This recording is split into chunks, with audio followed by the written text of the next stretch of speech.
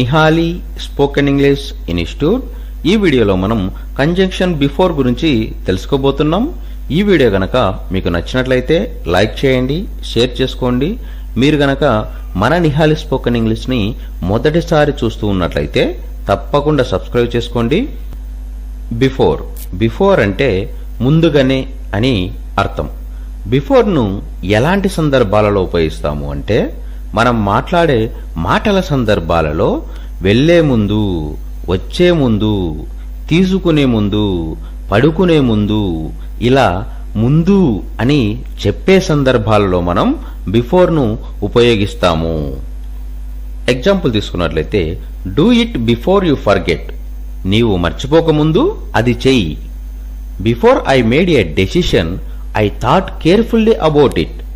నేను నిర్ణయం తీసుకునే ముందు చాలా జాగ్రత్తగా ఆలోచించాను. He went away before I came. నేను వచ్చే ముందే అతను వెళ్ళిపోయాడు. Did she leave a message before she went. ఆమె వెళ్లే ముందు ఏదైనా విషయం చెప్పిందా? Before we went to bed I locked all the doors. పడుకునే ముందు అన్ని ద్వారాలు లాక్ చేసి తిని. బిఫోర్ బిఫోర్ అంటే ముందుగానే అని అర్థం. బిఫోర్ ను ఎలాంటి సందర్భాలలో ఉపయోగిస్తాము అంటే మనం మాట్లాడే మాటల సందర్భాలలో వెళ్లే ముందు, వచ్చే ముందు, తీసుకునే ముందు, పడుకునే ముందు, ఇలా ముందు అని చెప్పే సందర్భాలలో మనం బిఫోర్ ను ఉపయోగిస్తాము. ఎగ్జాంపుల్ తీసుకున్నట్లయితే do it before you forget.